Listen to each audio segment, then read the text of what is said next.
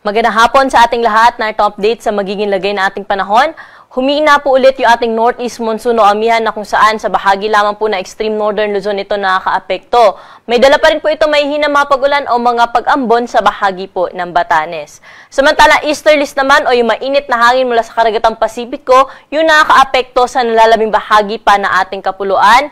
Ngunit may dala rin po ito mga scattered o yung mga kalat-kalat na pag-ulan, mga pagkidlat at pagkulog lalo na sa bahagi ng Caraga at sa Davao Region.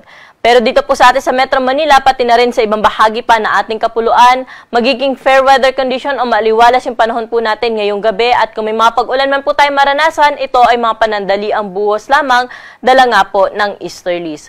At meron po tayong mga babala o mga thunderstorm advisories na nilalabas po sa ating social media accounts. Wala lang po tayo minomonitor ngayon na low pressure area o bagyo na posibleng makaapekto sa ating bansa.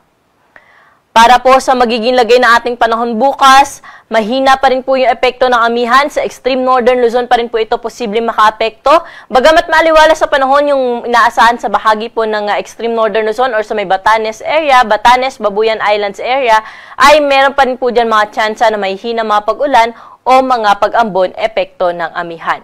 Pero dito po sa atin sa Metro Manila, pati na rin po sa ibang bahagi pa ng Luzon, patuloy po tayo makakaranas ng maaliwalas na panahon, lalo na sa umaga hanggang tanghali. Pero pagsapit ng hapon at gabi, expect pa rin po natin yung mga panandaliang buhos ng pag-ulan, dala nga po nitong easterlies. Temperatura po natin bukas sa Metro Manila ay mula 23 to 32 degrees Celsius. Sa mga pupunta po sa Tagaytay, nasa around 21 to 30 degrees Celsius.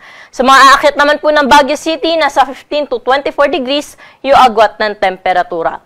Sa Lawag naman, 23 to 30 degrees Celsius o 32 degrees Celsius. Samantalang sa bahagi po ng Tuguegarao, aabot sa 30 degrees Celsius yung maximum temperature at 31 degrees naman sa bahagi ng Legazpi City. Sa Puerto Princesa at Calayan Islands, sa around 25 to 32 degrees yung inaasahan natin temperatura bukas.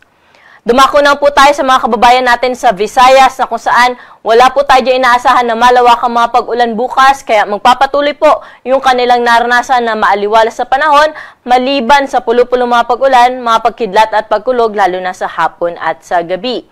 Sa Caraga at sa Davao Region naman, dahil sa epekto ng easterlies, bukas maghapong maulap yung kanilang kalangitan po dyan at may mga kalat-kalat na pag-ulan, mga pagkidlat at pagkulog. Pero sa nalalabing bahagi ng Mindanao ay maaliwalas naman po yung panahon pero mataas pa rin po yung chance ng mga pag-ulan, lalo na sa hapon at sa gabi. Temperatura po natin sa Iloilo pati na rin po sa bahagi ng Metro Cebu ay 25 to 32 degrees Celsius, sa Tacloban 25 to 31 degrees Celsius. Aabot pa rin po sa 32 degrees yung maximum temperature sa bahagi ng Cagayan de Oro at sa Metro Davao.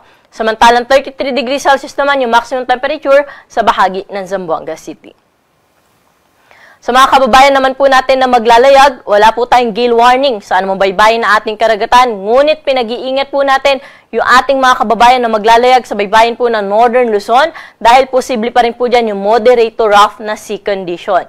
Samantala sa nalalabing baybayin na ating karagatan ay magiging banayad hanggang sa tamtaman lamang ang mga pag-alon. Para po sa ating 3-day weather forecast, inaasahan po natin na pagsimula po Lunes hanggang Miyerkules ay lalakas po ulit yung northeast monsoon o amihan. Kaya po expect natin na muli po ay lalamig yung ating panahon lalo na sa umaga o sa madaling araw. Dito po sa Kamaynilaan, nasa around 22 to 23 degrees Celsius yung minimum temperature natin sa umaga at aabot naman sa 30 to 31 degrees yung maximum temperature po natin sa tanghali. Sa Baguio City, dahil malakas yung amihan, lalo na po pagdating ng Martes at Miyerkules, maulap po ang kalangitan dyan na may kasama may hina hanggang sa tamtamon ng mga pag-ulan, ganun din po sa bahagi ng Legazpi City. Pero pagdating po ng Lunes ay may mga pag-ambon din po tayo inaasahan sa bahagi ng Baguio at sa Legazpi City. Temperatura nga po natin sa mga pupunta ng Baguio sa weekdays ay aabot po sa 13 hanggang 15 degrees Celsius yung minimum temperature at sa tanghali naman nasa around 22 to 23 degrees Celsius. Sa Legazpi City, nasa around 23 to 31 degrees yung agad ng temperatura for the next 3 days. Dumako na po tayo sa bahagi ng Kabisayaan na kung saan sa Metro Cebu at sa Iloilo City for the next 3 days o hanggang Miyerkules, wala naman tayo dyan nakikita na malawakang mga pag-ulan. Kaya magpapatuloy yung maaliwalas sa panahon sa umaga hanggang tanghali, hapon at gabi, posible pa rin po yung mga dagliang pag-ulan. Sa may Tacloban naman po, pagdating ng Miyerkules dahil sa salubungan ng hangin mula po sa hilagang silangan o yung northeast na hangin po natin at yung silangan galing naman po sa dagat Pasipiko ay magdudulot po ito o yung shear line ay inaasahan po natin na magdudulot ng mga kalat-kalat na pag-ulan, mga pagkidlat at pagkulog sa bahagi po ng Tacloban City o halos sa buong bahagi po ito ng Eastern Visayas. Kaya pagandahan po natin yung mga pag-ulan na inaasahan po natin by Wednesday sa may Eastern Visayas dahil posible po dito yung moderate to at times heavy na mga pag-ulan. Dumako na po tayo sa mga key cities natin sa Mindanao. Sa Metro Davao, Cagayan de Oro at Zamboanga City, wala po tayong naasahan na malawakang mga pag-ulan for the next 3 days. Ngunit maging handa po tayo sa posibilidad ng mga thunderstorms sa hapon at sa gabi. At ang araw po natin dito sa Kamaynilaan ay lulubog siguro ng 5:56 ng gabi at muli itong sisikat bukas na 6:24 ng umaga.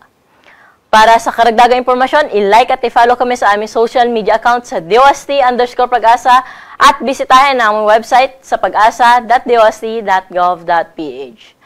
At yan po yung latest dito sa Weather Forecasting Center. Ako po si Ana Cloren Horda. Magandang hapon po.